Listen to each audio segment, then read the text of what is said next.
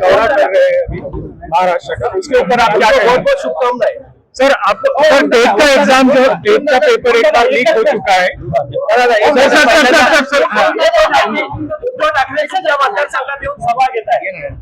उद्धव ठाकरे सभा ले रहे हैं, उसके ऊपर क्या कहेंगे? मी आपल्याला एवढं सांगू इच्छितो की सर्वसामान्य माणसाच्या कामाच्या बाबतीत ज्या अडचणी, कारण मी रोज सामान्य माणसाच्या संपर्कात असतो आणि त्या माणसाला येणाऱ्या अडचणी फार मोठ्या आहेत आणि मला वाटतं ती माझी प्रायोरिटी आहे, ती प्राथमिकता आहे.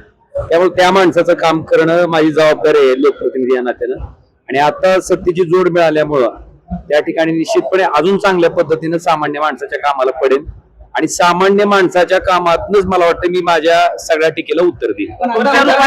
तुमच्या रूपाने केंद्रांमध्ये पुन्हा एकदा मराठवाड्याला मंत्री होणं ही माझी प्राथमिकता नाही. मी अतिशय प्रामाणिकपणे कबूल करू इच्छितो की मी सामान्य माणसाच्या कामासाठी, माझ्या मतदारसंघाच्या विकासासाठी, माझ्या मतदारसंघाच्या प्रगतीसाठी, कारण आपण बघितलं धाराशिव जिल्हा हा मागासलेल्या जिल्ह्याच्या यादीत क्रमांक 3 ला आहे.